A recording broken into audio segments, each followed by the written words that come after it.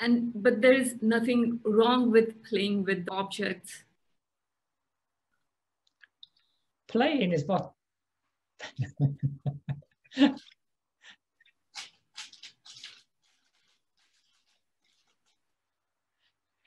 freedom doesn't have any relation. It's not relational to anything called right or wrong,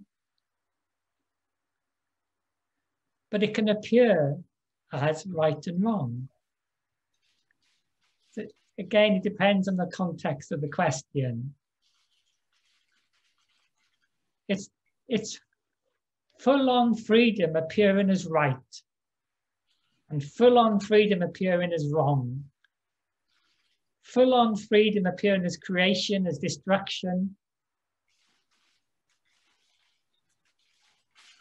Because there is no other. This freedom is quite ruthless.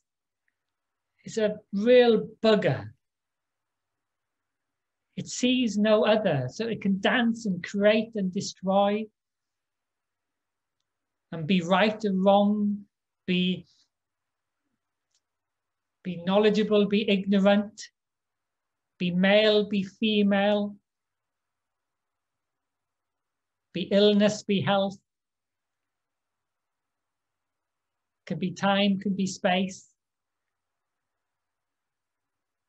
And yet is unchanged. Those are all the apparent changes that happen. These are just the comparisons in that apparent gap between edges. Whereas the intrinsic isness of those edgeless edges are not relational, is not caused, is not subject to an other. So this love, in a sense, because it sees no other, it rips everything to the ground. It rips through time and space. It rips through the story that there is a separate something. Because it's a gapless love. It's a gapless, it's a gapless love that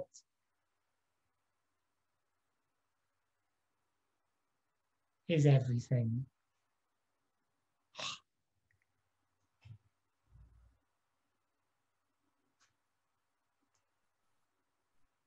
I made that comment because sometimes when we talk about this, it gets processed as if now one has to go and get rid of the me. That it's wrong to be something. It's not. Well, again, as we talked earlier, because this movement, because it's born out of fake news and consumerism, is inherently violent. So again, I'm sure you've noticed that it's violent to its environment, it's violent to others, and it's also violent to itself. Because it's what we call the inward and the outward, or the subject and object, and again are not two things. The same appearance, the same game is appearing, the same movement. So the movement in its nature is inherently violent. It's just a question of degree.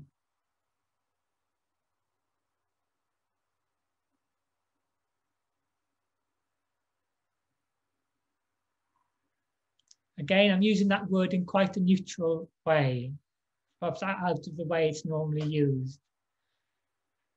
So you could say freedom is the most violent thing there is, because it sees no other, because it sees no gap for there to be another. There is no gap.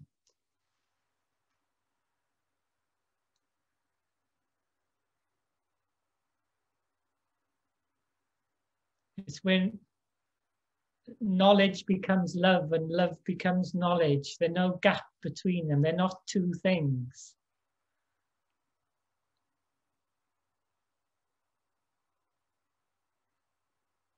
In that sense, it's ruthless.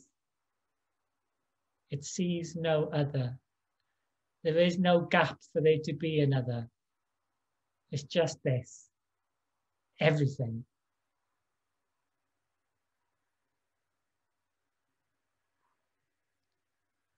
Which is no something.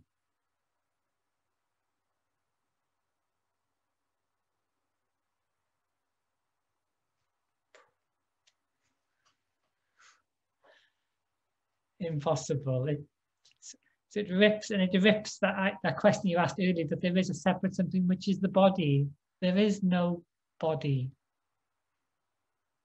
There's no separate something.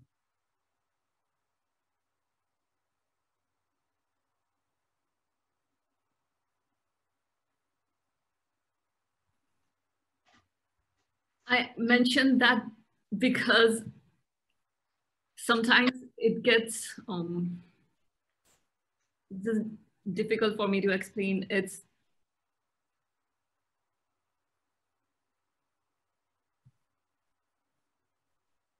gets misunderstood as nihilism, or to deny the body, to deny the physiology.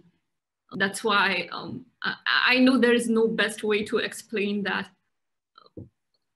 but this love is more the flavor of,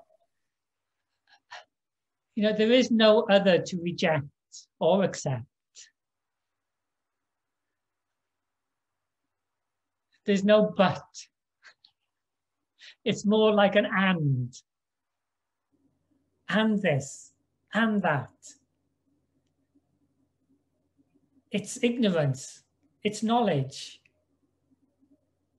it's rejection, it's acceptance, and a football, and a tree, and a mother, and a father, and birth, and death, and time, and space, and creation, and destruction. It's immaculate. It's an immaculate and.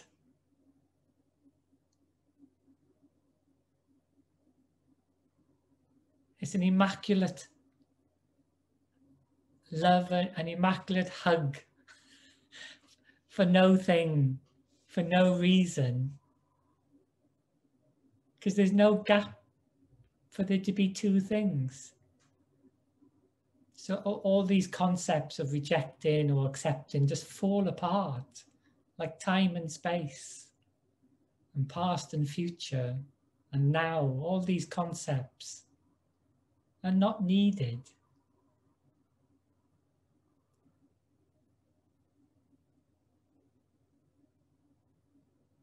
And yet not destroyed, because they are what is. Paradoxically, a cup of tea is what is. Is what's being looked for, is a cup of tea. It sings, that's it.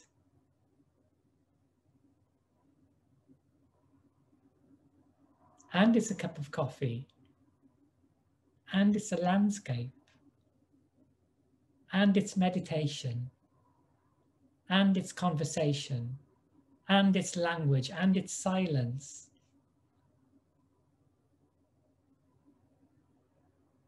And it's this and it's that.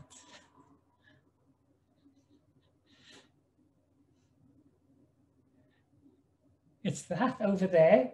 And it's that over there. And up there. And down there. That's the...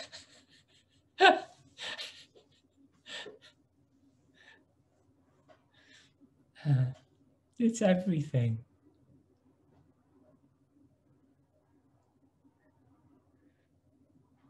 It's a crazy love affair, but for nobody.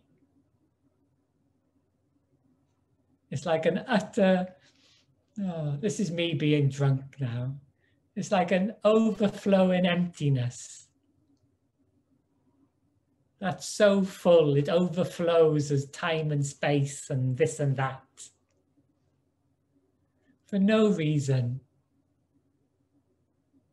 And yet it can appear to be reasons. You can appear to be fighting, rejecting,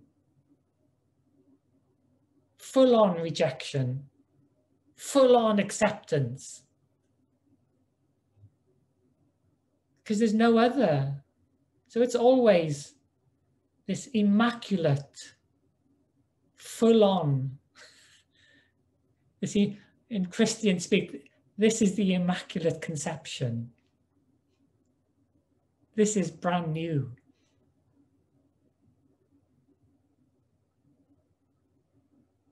Timelessly brand new, appearing as this conversation. Oh, it's just wonderment. Childlike wonderment that this luminosity, this freedom can appear to be a cup of tea.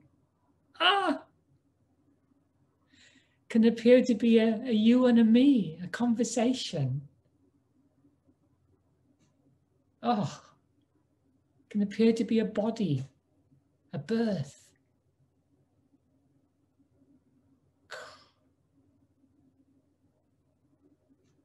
This wonderment.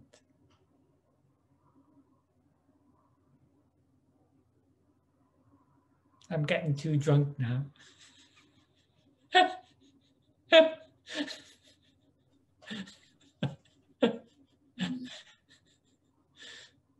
It's nice to be not how to constantly divide that in your mind. It's a lot of work. Because say that the division is a violence which is based on an energetic lie, which takes the body so much energy, so many calories to maintain. Yeah. It's exhausting to maintain the movement, to reject. The movement is rejecting what is into what will be.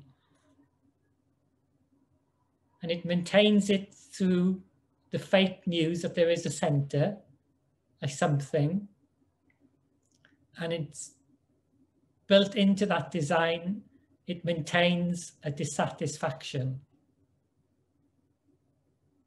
by design, to make sure the organism moves and replicates.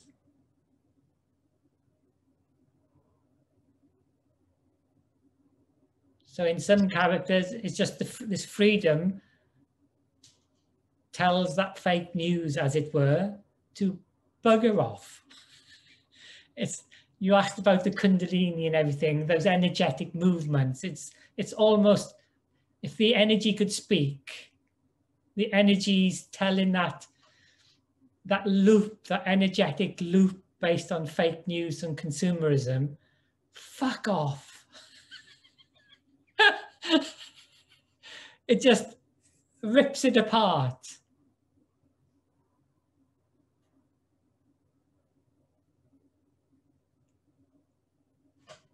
I don't know why in some characters and not in others, but it's as I say, over 40 years of chatting to folks.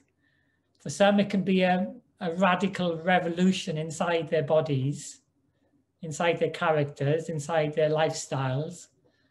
And for many, many others, they can just simply be a movement, like a waking up in the morning, and yet no body wakes up. It's just a movement with no mover. It's just life without there being a something that is life or having a life. So nothing changes, and yet everything changes, because the cup of tea then is everything. There's no gap. And that's this word, I know people don't like me using it, but that's love that has no gap.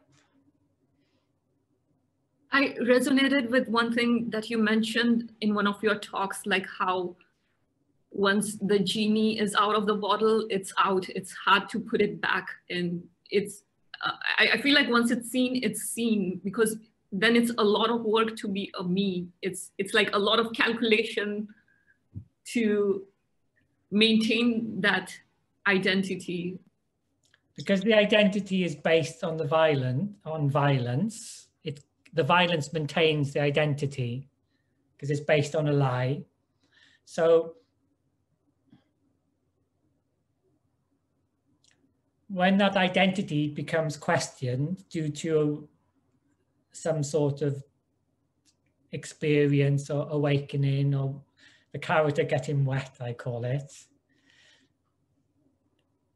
I've never met, in 40 years, I've never met anybody that could put that genie back in the bottle. That itch never goes away.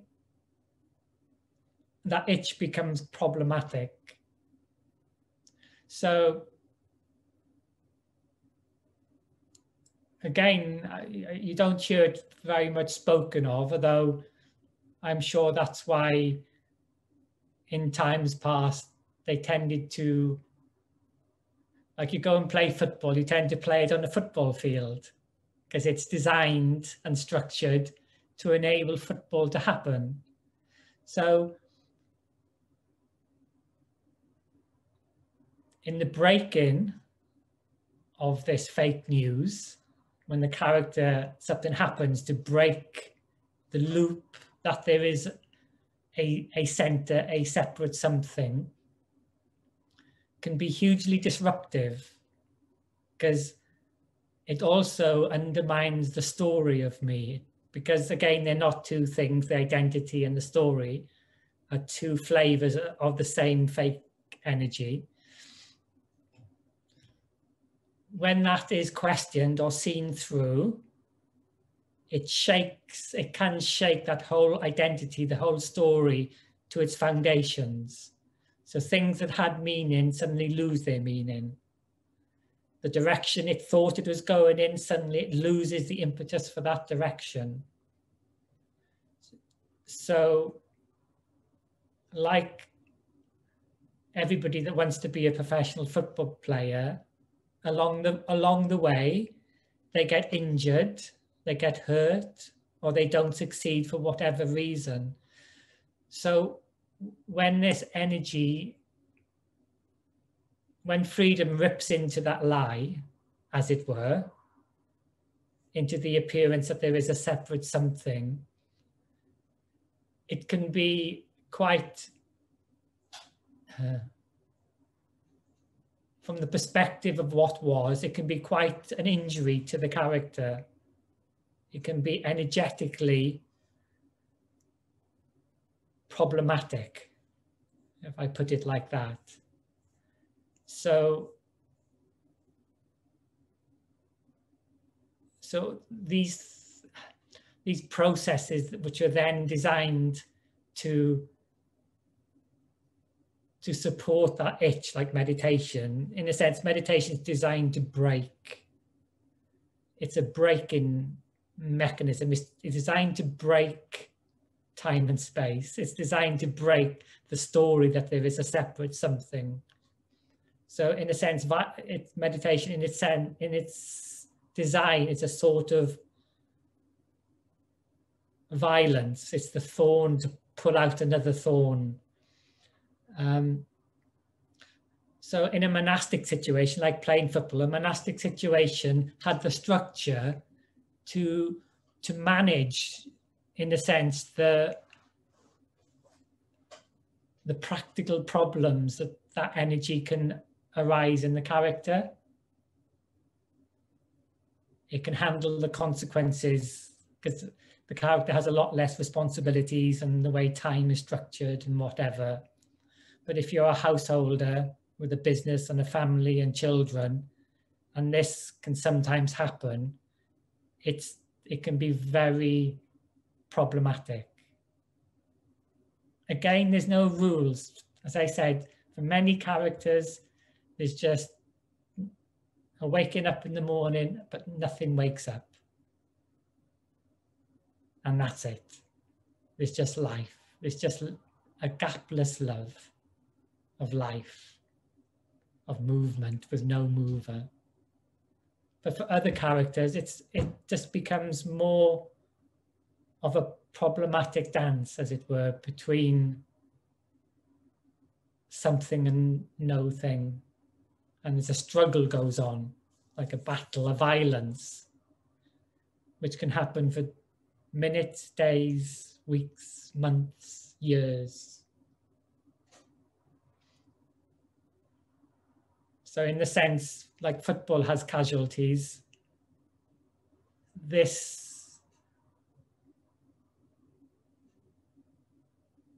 when freedom hits the illusion that there is a something, the something can appear to be a casualty in that meeting, because it's going to lose.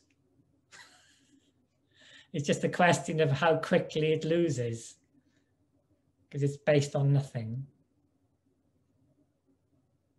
But in that process, careful of my drunken words, in that process of losing, it can be practically problematic and disruptive.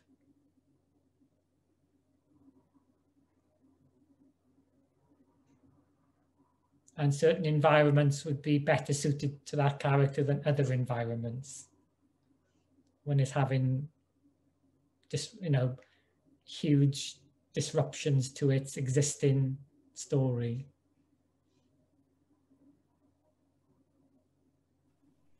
And a lot of questions like why, how, when, their meaning kind of is lost, and that becomes problematic in social settings because you're not engaging in those stories. Well, no, because it's like, again, it's somebody that drinks loves the company of somebody else that drinks. A drug addict loves the company of another drug addict. And if you don't imbibe in the same drug, there's normally blowback or pushback. You're normally excluded or not accepted into that conversation. So again, society is like that, families are like that, relationships are like that. So again, over 40 years, many times if one partner in a relationship has this itch, as it were, due to some sort of experience, and then they change the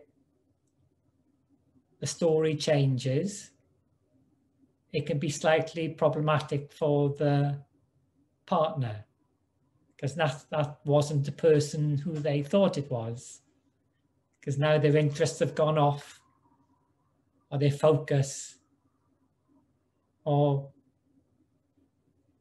in a sense they're falling in love with something else. Which doesn't exclude the partner, but they can perceive it like that. They want you just to take the drug. They want you just to love them. Just this drug. No other drugs, not more drug, this drug. Unless it's this drug, it's no drug. It's my way or the highway. You know the stories. But this is what can happen. Like anything. It happens normally in life. You get a business partner, and if that itch happens, and then suddenly, I was chatting to a gentleman the other day, hugely wealthy, but this itch became so strong in his character, he just walked away from, a millions of dollar business. Because the itch wouldn't let the character alone, really. It takes the attention away from the existing narrative, the existing occupation, the existing movement. So in that sense, it can be the genie can be disruptive. It's a naughty genie. Because it's, as I said, freedom is ruthless. Freedom will not go back in the bottle. Other than that, it'll rip everything to the ground. The whole of the universe. It'll rip it all until nothing's left but this, which was always the case. So nothing is really lost and nothing is really got.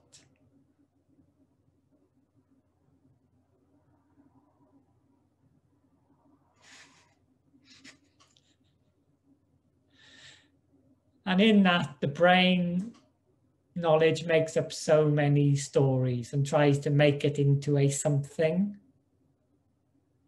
Because that's the way we work. You know, we feel the more we know about something, the better at it we can be, or the more we know about life, the better we can navigate it to be more successful. So, you know, knowledge has massive utility, but freedom has no utility.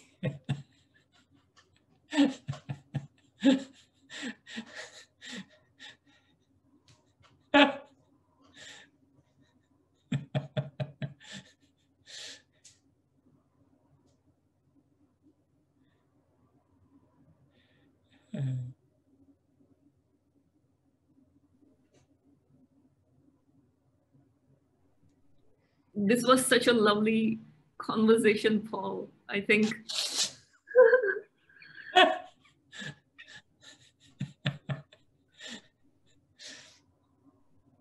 I think for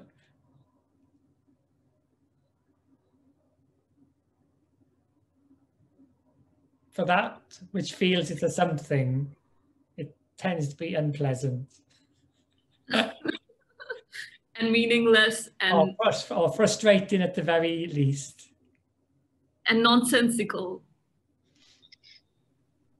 Yeah, very much so. Because it can't be measured. You can only make sense of something which can be knowledged, which can be measured, which is always just a comparison, not of a something, but a comparison between two edges. But when that rigidity dissolves, I think, I know there is no utility to it, but it's uncomparable. Because there is nothing, there is nothing to compare, because it also takes with it the concepts, the measurements of past and future. There's nothing in the past, nothing in the now, nothing in the future to compare it to, because it is that which appears to be the past, the now, the future. There's no gap between those edges. And there's no, yeah, sorry, go ahead. It just swallows everything. Yeah. It's so greedy. Freedom is the most greedy, you could say, it's the most greedy, selfish thing you could ever imagine. Because it's not, because it swallows everything, the whole universe.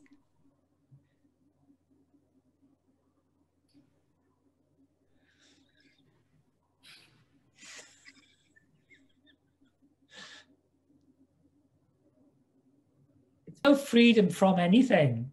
There's just freedom, which is joy, which is anger, which is sadness, which is tears. It's everything. There is no gap for there to be something other than it.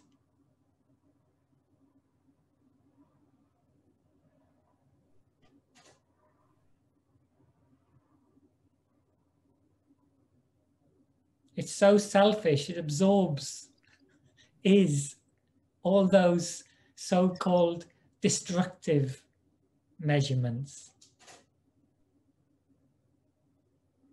Because there is no other. So creation and destruction, again, lose any relational meaning. They are not two. Birth and death are not two. There's no gap. Past and future are not two. There's no gap. There's not even the teeniest, weeniest bit of space for there to be a now. It's too selfish. It's just freedom. Appearing as everything.